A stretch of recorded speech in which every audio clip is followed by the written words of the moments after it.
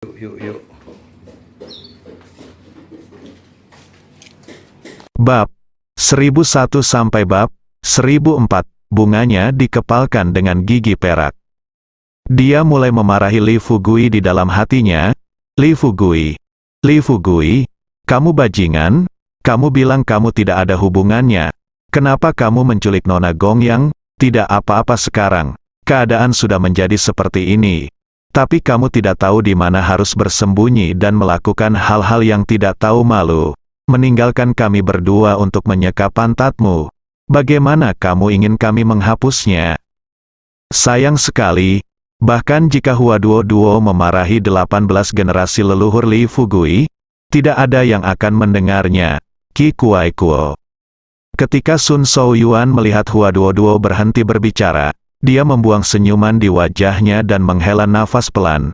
Katakan padaku, bagaimana rencanamu untuk menangani masalah ini, Hua Duo? Menggunakan keahliannya dan memasukkannya untuk sementara untuk Xiao Rongrong. Beberapa energi.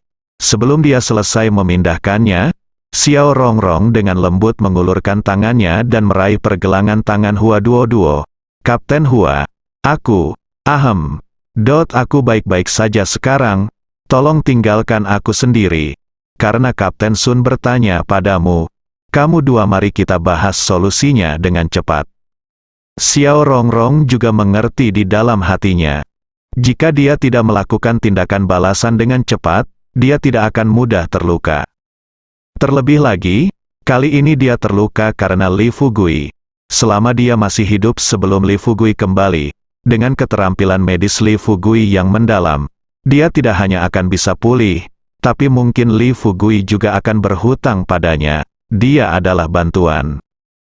Di masa depan, jika nyawanya benar-benar dipertaruhkan, apakah Li Fugui masih bisa berdiam diri dan menonton? Hua Duo juga tahu bahwa sekarang bukan waktunya untuk mendapat masalah dengan Sun Shaoyuan. Dia punya sesuatu untuk diminta. Sekarang setelah dia berbicara, yang bisa dia lakukan hanyalah mengikuti kata-kata Xiao Rongrong dan melakukan tindakan balasan sesegera mungkin. Setelah berusaha menenangkan diri sebanyak mungkin, Hua Duo menarik napas dalam-dalam, lalu berkata dengan serius kepada Sun Shaoyuan, saya pikir, jika memungkinkan, Anda dapat mengumpulkan semua anggota tim ketujuh dan mencari kemanapun di kota. Selain itu, kita berdua pergilah mencari kepala keluarga Gongyang terlebih dahulu dan berusaha menghindari konflik ini menjadi konflik antara keluarga Gongyang dan Biro ke-6. Kata Jian Hua Duo, pikiran Sun Shaoyuan berubah. Bagaimanapun, kejadian ini terjadi di kota Honghe. Sebagai anggota Biro ke-6 yang ditempatkan di kota Honghe, jika hal sebesar itu terjadi dan tidak ada orang yang bertanggung jawab, dia juga akan terlibat. Karena Hua Duo ingin menemukan Gongyang Kaitai, mengapa dia tidak menghubunginya di depan umum? Setelah menemukannya, dia mencoba untuk menyerahkan semua tanggung jawab pada Hua Duo.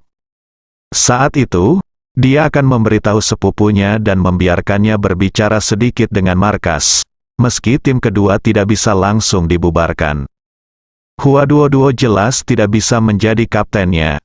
Adapun Li Fugui, dia akan dieliminasi langsung oleh administrasi umum atau dia akan dikeluarkan. Tidak peduli yang mana dari dua hasil ini, sepupunya paling ingin melihatnya. Sun Shaoyuan memikirkan hal ini di dalam hatinya, tetapi dia tidak menunjukkannya di wajahnya. Dia hanya menghela nafas dan berkata, Kapten Hua, mengapa kamu selalu melihat segala sesuatunya dengan begitu sederhana? Kamu tidak tahu bahwa Gongyang keluarga ada di sini di kota Honghe. Seberapa kuat Bian? Belum lagi Anda, seorang kapten asing. Bahkan saya hanya melihat Ram Kaitai 2 kali selama bertahun-tahun di kota Honghe. Hal besar yang terjadi sekarang, itu. Kami, Wakil Direktur Administrasi Umum ada di sini. Terserah Anda apakah dia ingin bertemu kami atau tidak. Hua Duo menundukkan kepalanya, dengan sedikit kekecewaan di wajahnya. Sun Shaoyuan menghela nafas tak berdaya lagi. Setelah perlahan bangun, dia datang ke jendela dan melihat keluar jendela. Dia melihat bahwa langit sudah putih di timur. Jadi dia melanjutkan, "Oke, sejak Kapten Hua, kamu telah berpikir jernih dan memutuskan ikutlah denganku ke istana Hong He untuk melihat Gong Yang Kaitai. Jika kamu tidak bisa, aku akan mempertaruhkan mukaku dan membawamu ke sana. Tetapi, setelah kita tiba, apakah mereka akan melihat kita, atau akankah ada bahaya jika mereka sampai jumpa? Saya tidak bisa memastikannya." Hua Duo akhirnya merasa lega.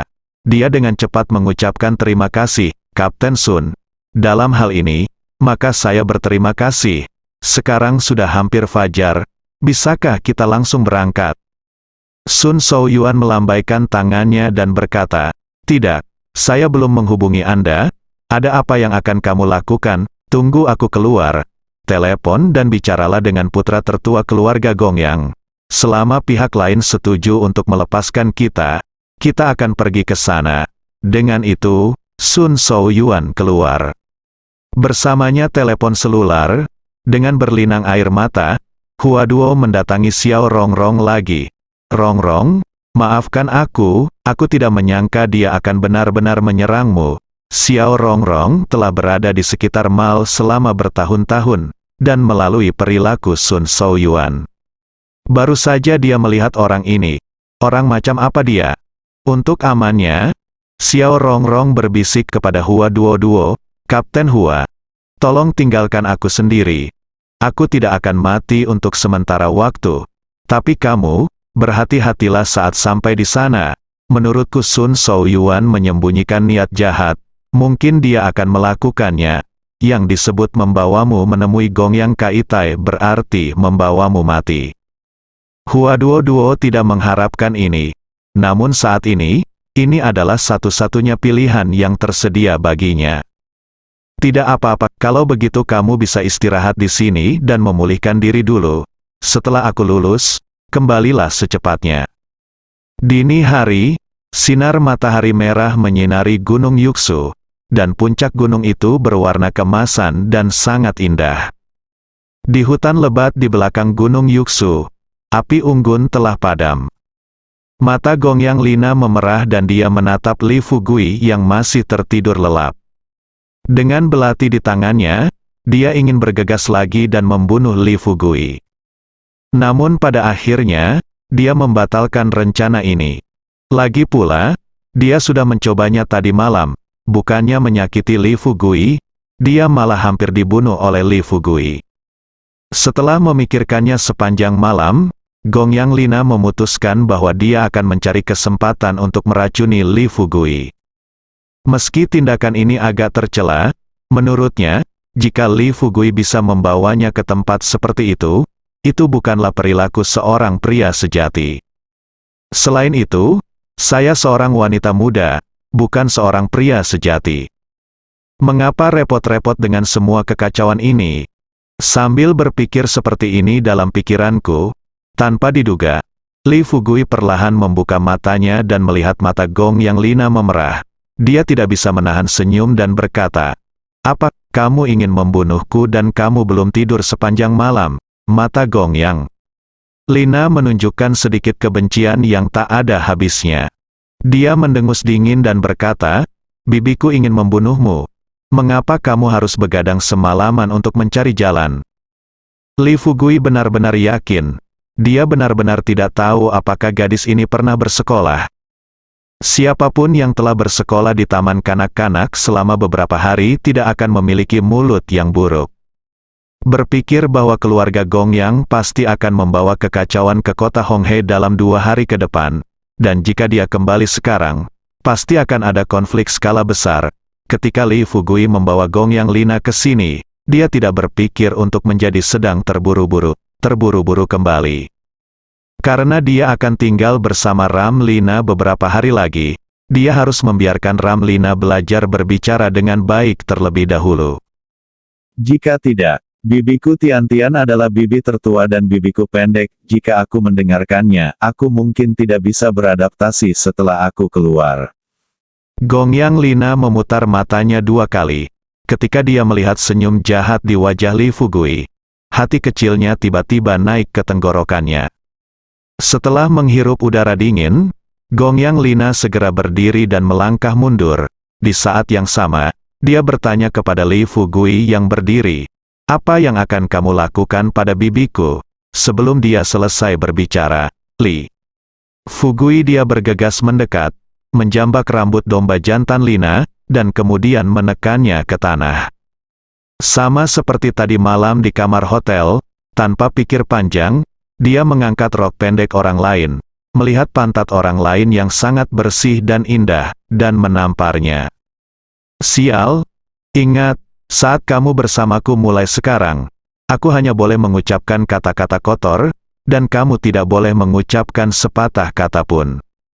Juga, jangan selalu menyebutku bajingan, gangster busuk, atau panggil aku dengan namaku, Li Fugui, atau panggil saja aku paman. Tentu saja, kamu juga bisa memanggilku saudara." Pada titik ini, Li Fugui menamparnya lagi.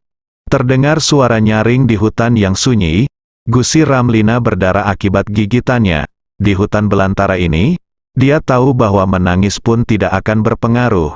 Jadi dia hanya bisa mengingat setiap tamparan yang diberikan Li Fugui di dalam hatinya. "Katakan padaku, apakah kamu bisu?" Li Fugui bertanya lagi. Tapi matanya telah berubah. Aku tidak tahu apakah itu karena dia tidak dekat dengan seorang wanita akhir-akhir ini atau karena hal lain. Tapi tanpa sadar tubuh Li Fugui bereaksi setelah melihat pantat putih Gongyang Lina. Gongyang Lina berkata terus terang kepada Li Fugui dengan suara menangis, "Entah kamu memukulku sampai mati hari ini, atau kamu melepaskan aku sekarang." Akhirnya, dia tidak mengucapkan kata "bibi." Li Fugui terkekeh. Dengan senyuman puas di bibirnya, dia mengenakan pakaian Gongyang Lina dan berkata sambil tersenyum, "Benarkah? Bicaralah dengan baik jika ada yang ingin kamu katakan, diskusikan sesuatu dengan mudah, jangan kamu selalu mengucapkan kata-kata kotor. Ingat, jika aku mendengarmu mengucapkan kata-kata kotor di depanku di masa depan, aku akan memukulmu sekali jika aku mendengarmu mengucapkan kata-kata kotor." Lina si domba menggigit bibir merahnya dengan gigi perak dan hidup. Selama 18 tahun yang lalu, dia dimanjakan seperti seorang putri kecil oleh para tetua keluarganya. Tapi hari ini, di tangan gangster ini, dia menderita segala macam penghinaan.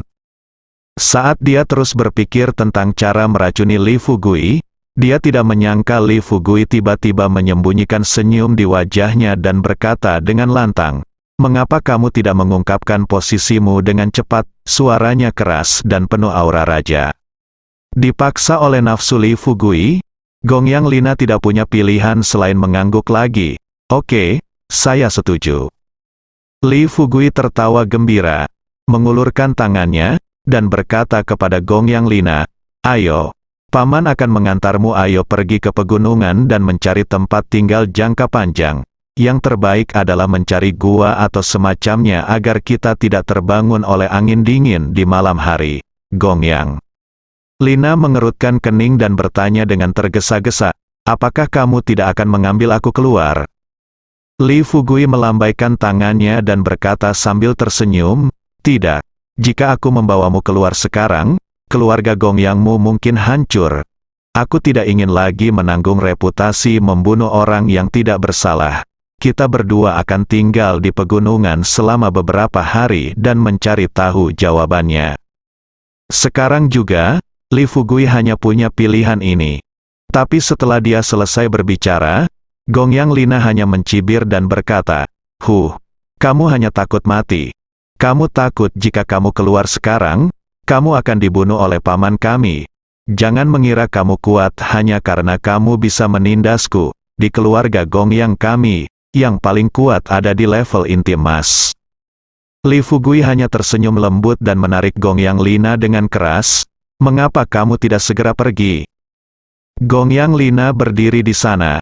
Dengan berlinang air mata, dia berkata, "Tidak, kamu mematahkan tulang punggungku dan aku tidak bisa berjalan. Karena kamu tidak membiarkan aku merasa lebih baik, aku juga tidak akan membuatmu merasa nyaman."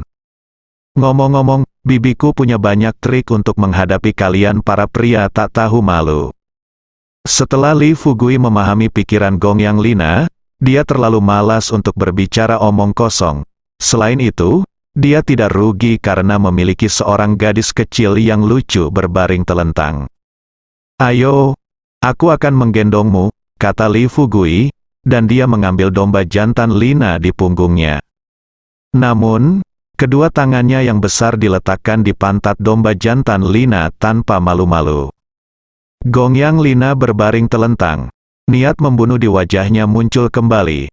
Dia tidak peduli dimakan oleh Li Fugui. Lagi pula, bajingan ini telah mengangkat roknya dan mulai memukulinya. Apa gunanya mengkhawatirkan hal itu sekarang? Pikiranku berputar. Gong Yang Lina tiba-tiba teringat liontin Qiancin yang diajarkan kepadanya oleh paman keenamnya. Melihat Li Fugui berjalan ke depan menyusuri lereng, keduanya sampai di kaki tebing. Li Fugui melepaskan tangan kanannya dari pantat domba jantan Lina, dan hanya meraih batu yang menonjol di tebing. Tapi dia tidak mau. Kembali, domba jantan Lina tiba-tiba terjatuh dengan keras. Untungnya, dia bereaksi dengan cepat, dan jari-jarinya seperti cakar baja, menempel pada batu. Batu keras ini memiliki beberapa lekukan yang tergores oleh jari-jarinya. Setelah segera menenangkan diri, Li Fugui meraih tangan kiri Gong Yang Lina dan tiba-tiba mengerahkan tenaga. Lina, domba jantan yang tergeletak di punggung Li Fugui. Secara tidak sengaja ditangkap, dia tidak bisa menahannya dan berteriak. Suara yang sangat keras bergema di seluruh lembah. Pukulan ini juga memungkinkan Gong Yang Lina menghilangkan kekuatan liontin 1000 jin. Li Fugui menoleh dan menunjukkan senyuman jahat. Gadis sialan, kamu masih terlalu muda untuk bermain denganku. Tunggu saja, kita akan segera menemukan tempat tinggal dan melihat bagaimana aku berurusan denganmu. Gong Yang Lina adalah tidak takut juga. Bagaimanapun, dia akhirnya menyadari bahwa tidak peduli berapa banyak masalah yang dia buat, Li Fugui hanya akan memukulnya dan tidak akan benar-benar membunuhnya. Dari sini juga membuktikan bahwa Li Fugui takut dengan keluarga Gong Yang mereka. Setelah memikirkan hal ini, sudut mulut Gong Yang Lina sedikit terangkat, dan dia berkata dengan tidak setuju, "Oh, oke, selain memukulku, apa lagi yang bisa kamu lakukan padaku?" Li Fugui menunjukkan seringai di sudut mulutnya, dan dengan ringan mengangkat jarinya. Dia meremasnya dengan ringan dan merendahkan suaranya dan berkata, "Kamu akan tahu nanti." Kota Honghe, pintu masuk istana Honghe. Ada 20 atau 30 budak rumah tangga berdiri di kedua sisi. Semuanya mengenakan jas dan sepatu kulit, dan terlihat sangat mengesankan. Hua Duo dan Sun Shaoyuan berdiri di sisi kiri pintu, menunggu dengan tenang. Pukul setengah pagi, saat gerbang istana Honghe dibuka, Gong Yang Sanuo, putra keenam Gong Yang Kaitai, keluar bersama 10 budaknya. Ketika dia sampai di pintu, dia melirik ke arah Hua Duo dan Sun Shaoyuan yang berdiri di satu sisi, lalu berkata dengan nada menghina, "Mungkinkah game ke-6 akan datang sekarang, kalian berdua kapten?" Sun Shaoyuan tidak menjawab secara langsung, tapi fokus pada Hua Duo. Melihat situasi ini, Hua Duo buru-buru melangkah ke depan dan berkata sambil tersenyum meminta maaf kepada Gong Yang Sanuo di depannya, "Halo Tuan, saya Hua Duo, kapten tim kedua di ronde ke-6. Saya rasa ada kesalahpahaman besar antara kami tentang apa yang terjadi tadi malam. Bisakah Anda membawa saya menemui senior Gong Yang?" Gong Yang Sanuo belum berbicara, tapi Sun Shaoyuan melangkah maju dan berkata terus terang, "Tuan ke-6, Kapten Hua Duo ada di sini khusus untuk meminta maaf. Saya harap Anda bisa menjadi bangsawan dan menerimanya." Dengan beberapa kata ini, Sun Shaoyuan langsung mendorong Hua Duo ke dalam lubang api. Memberi hormat dan meminta maaf adalah dua hal yang sangat berbeda. Coba pikirkan, siapa yang datang ke sini khusus untuk meminta maaf? Tentu saja dialah yang melakukan kesalahan. Namun selama ini Hua Duo tidak melakukan kesalahan. jika Hua Duo harus mengatakan bahwa dirinya salah, mungkin hanya akan dikatakan bahwa disiplinnya lemah.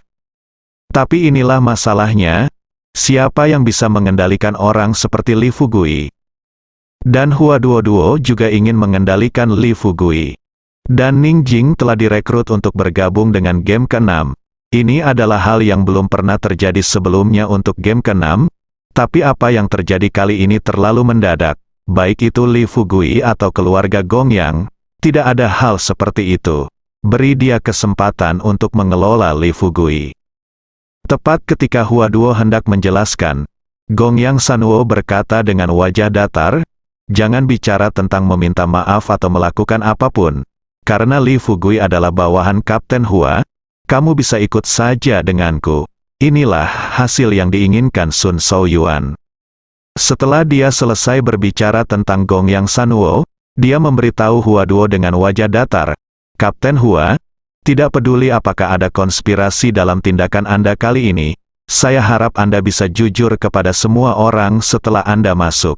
Setelah mengatakan itu, Sun Shaoyuan tersenyum pada Gongyang Sanuo dan berkata, "Guru ke-6, maka Anda dapat membawa orang masuk.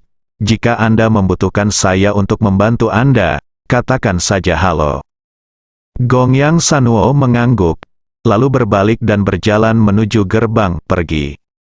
Hua Duo melangkah ke dalam gerbang, atau lebih tepatnya, di belakang gerbang kota, dan kemudian dia menyadari apa artinya menjadi kaya. Pertama mereka datang ke kota Honghe. Ketika pesawat mendarat di pagi hari, dia juga melihat bangunan megah ini melalui jendela pesawat. Saya pikir tempat ini seharusnya menjadi objek wisata di kota Honghe. Tetapi ketika saya tiba, saya menemukan bahwa itu sebenarnya adalah milik pribadi keluarga Gongyang. Terus berlanjut, setelah 40 menit penuh, dia dibawa ke Kaitai Hall.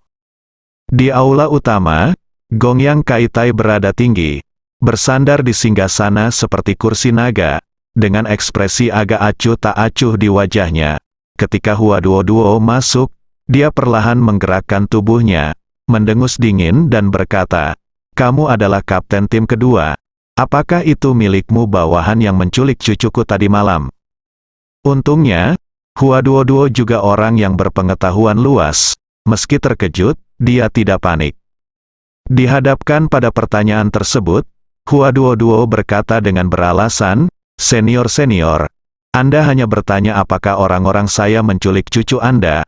Tidakkah Anda berencana untuk bertanya mengapa orang-orang saya menculik cucu Anda?" Di permukaan, sepertinya mereka berencana untuk memperjelas masalah ini. Faktanya, Hua Duo tanpa sadar telah mengalihkan sebagian tanggung jawabnya kepada keluarga Gongyang.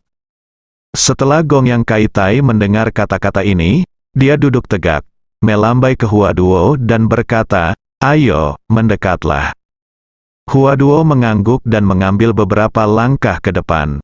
Senyuman menghina muncul di bibir Gongyang Kaitai, dan dia mengangguk dan berkata, "Oke, lumayan. Emosimu sama dengan Xiao Ming dari Biro ke-6. Wakil Direktur Ming, di mulut Gongyang Kaitai, telah menjadi Xiao Ming." Mulut Hua Duo setengah terbuka, tapi dia tidak mengucapkan sepatah kata pun untuk waktu yang lama. Dia tidak tahu apakah Wakil Direktur Ming akan marah setengah mati jika dia mengetahui hal ini. Gongyang Kaitai berdiri perlahan, berjalan menuju Hua Duo selangkah demi selangkah, dan berbisik, "Kapten Hua Duo, saya tahu apa yang akan Anda katakan kepada saya. Anda hanya ingin memberitahu saya betapa tidak berpendidikannya cucu saya, dan keluarga Gongyang kami menjelaskannya tadi malam Li Fugui akan mati tanpa tempat pemakaman. Dalam hal ini, Li Fugui tidak punya pilihan selain membawa Xiaona pergi. Kan? Kikuai Kuyao Gong." Yang Kaitai memang seekor rubah tua. Singkatnya, Hua Duo mengungkapkan semua pikirannya. Butir-butir keringat halus muncul di punggung Hua Duo, dan ada lebih banyak keringat di tangannya, dan detak jantungnya terus berdetak lebih cepat. Gongyang Kaitai sampai pada posisi kurang dari 2 meter dari Hua Duo. Setelah dia berdiri diam, dia terlihat ramah, namun nyatanya ada niat membunuh di matanya.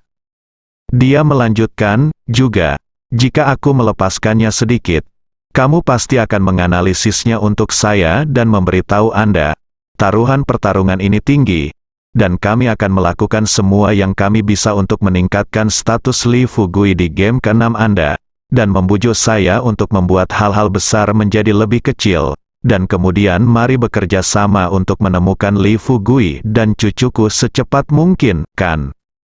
Hua Duoduo yakin, sampai di inning ke-6. Dia hanya mengagumi 2 orang. Salah satunya adalah Wakil Direktur Ming, dan yang lainnya adalah Li Fugui. Tapi sekarang, 2 orang menjadi 3. Ketika Gong Yang Kaitai melihat Hua Duoduo terkejut dan tidak bisa berkata-kata, dia tertawa terbahak-bahak, dengan vitalitas yang tak ada habisnya dalam suaranya. Untunglah semua orang yang hadir adalah master di atas level bawaan.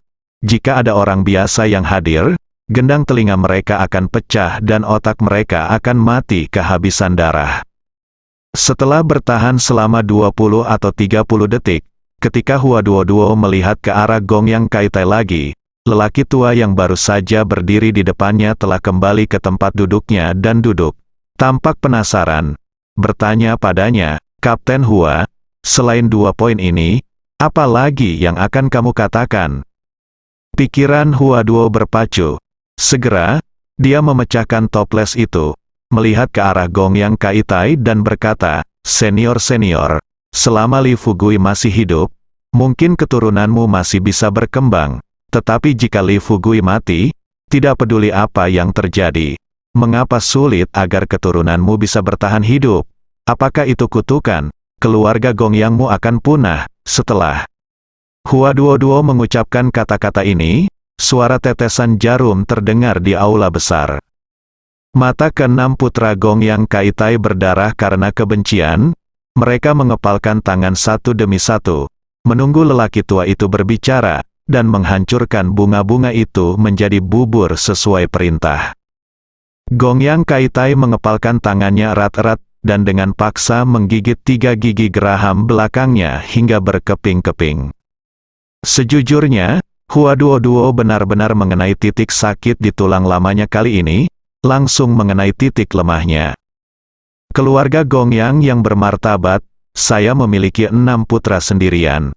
Namun siapa sangka di generasi cucunya, hanya Gong Yang Lina yang bertahan hingga saat ini. Melupakan masa lalu, selama bertahun-tahun, dia telah memikirkan banyak cara untuk membuat keluarga Gong Yang sejahtera. Tapi sampai hari ini, tak satu pun metode yang dia pikirkan berhasil. Dia tahu alasannya, tapi dia tidak bisa berbuat apa-apa. Sekarang pada saat ini, Hua Duoduo sebenarnya mengatakan ini di depan umum. Dia hanya berencana untuk menghancurkan tulang-tulang lamanya dan memberikannya kepada anjing. Waktu berlalu dengan cepat dan tanpa suara. Setelah sekian lama, Gong Yang Kaitai tiba-tiba berdiri dan mengeluarkan seteguk darah. Melihat ini, ke-6 putranya bergegas menuju lelaki tua itu. Sebelum mereka datang ke Gong Yang Kaitai, lelaki tua itu tiba-tiba melambaikan tangannya, berhenti. Ke-6 bersaudara itu berhenti. Satu demi satu dan memandang mereka dengan prihatin, melihat yang tua pria. Hua Duoduo tidak berkata apa-apa dan menatap Gong Yang Kaitai dengan mata tegas. Dia sekarang menaruh semua harapannya pada apakah Gong Yang Kaitai akan mempercayai apa yang dia katakan. Jika Anda mempercayainya, kota Sungai Merah tidak hanya akan kembali ke kejayaannya, perselisihan antara keluarga Rams dan inning ke-6 tidak akan dimulai sekarang. Namun jika Anda tidak mempercayainya, Anda pasti akan membayar harga dengan nyawa Anda atas apa yang baru saja Anda katakan, dan akan terjadi badai berdarah antara game ke-6 dan keluarga Gong Yang. Sampai saat itu, sudah bukan rumor lagi bahwa kota Honghe telah menjadi api penyucian di muka bumi. Gong Yang Kaitai mengulurkan tangannya, perlahan menyeka darah di sudut mulutnya, menatap bunga itu selama puluhan detik, lalu memerintahkan, kupas kulit makhluk bodoh ini, dan gali jantungnya. Ayo, saya ingin melihat apakah orang ini memiliki hati yang hitam. Gong Yang Kaitai baru saja menyelesaikan kata-kata ini. Keenam putranya bergegas maju. Kaki Hua Duo lemah, tapi ketekunan terakhirnya mencegahnya terjatuh. Tepat ketika salah satu putranya hendak mendaratkan tinjunya ke Hua Duo Duo, seorang budak rumah tiba-tiba bergegas masuk dari luar pintu. Begitu dia tiba di aula utama, pihak lain berbaring di tanah. "Tuan, seseorang datang dari ronde ke-6. Gong Yang Kaitai mengerutkan kening dan hanya mengatakan satu kata, "Siapa?" Pria itu buru-buru berkata, "Di sana adalah 2 orang. Satu laki-laki dan satu laki-laki, perempuan." Tetapi mereka mengatakan bahwa dia adalah wakil direktur biro ke-6. Gong Yang Kaitai memelototi Hua Duo Duo, tetapi dia tidak menyangka bahwa masalah ini benar-benar menarik perhatian jenderal administrasi, dan 2 orang itu bisa datang sekaligus. Wakil direktur, sudah cukup untuk menunjukkan betapa seriusnya masalah di atas ditanggapi. Qi Kuai Kuipo.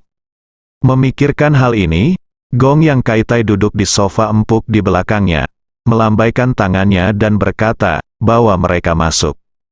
Hua Duo Duo menghela nafas lega. Hanya ada satu wakil direktur biro ke-6 yang adalah seorang wanita, jadi itu wakil direktur Ming.